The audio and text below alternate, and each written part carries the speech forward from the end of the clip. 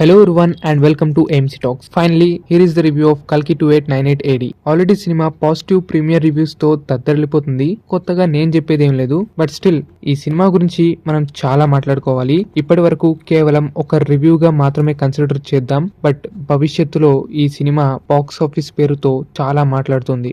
Yes, కల్కి 2898 starring Prabhas, Amitabh Bachchan, Deepika Padukone, Disha Patani etcetera etcetera. Of course మనకి trailer లో టీజర్ లో చూపించింది తక్కువ క్యాస్ట్ అయినప్పటికీ సినిమాలో ఇంకా చాలా మంది ఉంటారు. లిటరలీ మనకి ఎందరో ఫేవరెట్ డైరెక్టర్స్, ఎందరో ఫేవరెట్ యాక్టర్స్ స్క్రీన్ మీద కనిపిస్తారు. I can reveal it, but okay, A worth watch బొమ్మ అని చెప్పొచ్చు. అంటే మనకు ఆల్రెడీ తెలుసు ఇది ఒక సైంటిఫిక్ సినిమా అని చెప్పేసి, బట్ దాన్ని మన హిస్టరీ మహాభారత్ తో కనెక్ట్ చేయటం, అందువల్ల జనాలకి ఎక్కడ లేని క్యూరియాసిటీ అనేది బిల్డ్ అయింది. దట్టు ఒక అశ్వత్థామ అనే పాత్రను ఈ సినిమాలోకి తీసుకొచ్చారు కాబట్టి దాన్ని తన ఓన్ థియరీతో నాగశ్విన్ గారు ఎలా కన్విన్స్ చేస్తారు అనేదే మెయిన్ మ్యాటర్. ఇక ఈ సినిమా విషయంలోకి వస్తే సినిమా ఫస్ట్ ఆఫ్ అంతా వరల్డ్ బిల్డింగ్ తో సాగుతూ ఉంటుంది.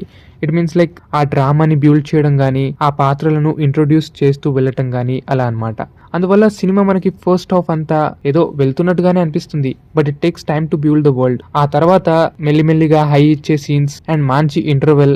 ఈ సినిమాలో గొప్ప హై ఏంటి అంటే మహాభారతంలోకి రూట్ తిప్పటం, మధ్య మధ్యలో ప్లే చేసే మహాభారత్ సీన్స్ ఎక్స్ట్రాడినరీగా వర్కౌట్ అయ్యాయి. లైక్ అశ్వత్థామ బ్రహ్మాస్త్రం సీక్వెన్సెస్, కర్ణార్జున గురించి రివీల్ చేసే సీక్వెన్సెస్, ఇవన్నీ అనమాట.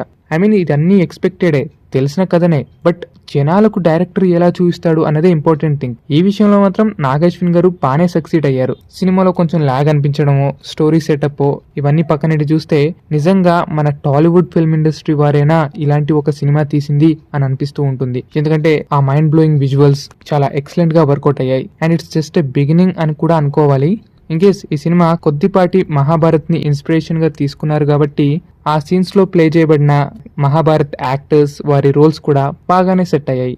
ఇంకా మహాభారతంపై అవగాహన ఉన్నవారు, ఆ క్యారెక్టర్స్ అంటే పిచ్చ పడిపోయేవారు ఈ సినిమాని బాగా ఎంజాయ్ చేయవచ్చు. అండ్ ఇక క్యారెక్టర్స్ అండ్ కెమియోస్ గురించి మాట్లాడుకుంటే విజయ్ దేవరకొండ, మృణాల్ ఠాకూర్ వీరందరూ ఉన్నారని మనకు తెలుసు, so it's not a spoiler. అయితే Prabhas as Bhairava comedy timing, ఆ పర్ఫార్మెన్స్ అంత డీసెంట్ గానే ఉంది. యాజ్ యూజువల్ ఎక్స్పెక్టెడ్ గా ప్రభాస్ గారు బాగానే చేశారు. But the thing is Amitabh Bachchan as Ashwatthama చాలా బాగా సూట్ అయ్యారు అని చెప్పొచ్చు. అండ్ దీపికా పడుకోనే గారి స్క్రీన్ ప్రెసెన్స్ కూడా ఎక్కువగానే ఉంది and she did her best. But the thing is ఇంత మందిని కేమియోలో పెట్టుకున్నప్పటికీ వారందరూ ఏదో ఉన్నట్టుగానే అనిపించారు.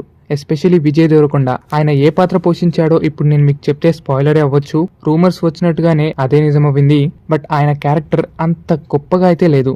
ఆబ్వియస్లీ ఆయనకు అంతగా సూట్ అవ్వలేదు. Rest all is okay. I mean ఈ కేమియోస్ గురించి చెప్తున్నానంటే సినిమా గురించి బ్యాడ్ గా చెప్తున్నానని కాదు. It's a very good attempt. Nag Ashwin గారు కుమ్మేశారు. ఆయన చేసిన ఈ బిగ్గెస్ట్ అటెంప్షన్ లో ఖచ్చితంగా ఆయన్ని ఎంకరేజ్ చేయొచ్చు. ఈ సినిమా కూడా వర్త్ వాచ్ బొమ్మ. ఎందుకంటే ఇండియాలో కూడా ఇలాంటి వారు ఉన్నారు, ఇలాంటి అటెంప్ట్స్ చేస్తున్నారు అంటే డెఫినెట్లీ మనం ఎంకరేజ్ చేయాల్సిందే. మ్యూజిక్ డైరెక్టర్ గురించి కాస్త తక్కువ ఎక్స్పెక్టేషన్స్ పెట్టుకున్నాం, but he gave his best అని కూడా చెప్పొచ్చు. అన్ని సీన్స్ లో తోప్ తురుం అని చెప్పకపోయినా చాలా వరకు బెస్ట్ ఇచ్చారు అనుకోవచ్చు. అండ్ సినిమా కూడా మహాభారతం యొక్క ఇన్స్పిరేషన్ తో ఉంది కాబట్టి మరీ ఎక్కువ పాత్రలు, కేమియోస్ పెట్టారేమో, అందువల్ల హీరో స్క్రీన్ ప్రెసెన్స్ కూడా కాస్త తగ్గింది. అయినప్పటికీ ఆయన క్యారెక్టర్ కాస్త ఫన్ మూమెంట్ తో వెళ్ళటం, ఫ్యాన్స్ కి బాగా నచ్చే సీన్లు పడటం ఇక్కడ వరకు బాగానే ఉంది. ఇక ఎనీహౌ ఓవరాల్ సినిమా అయితే బాగుంది, చూసేవచ్చు. బట్ ఈ సినిమాలో పాజిటివ్లు, నెగిటివ్లు మనం సపరేట్ గా వివరించుకుందాం.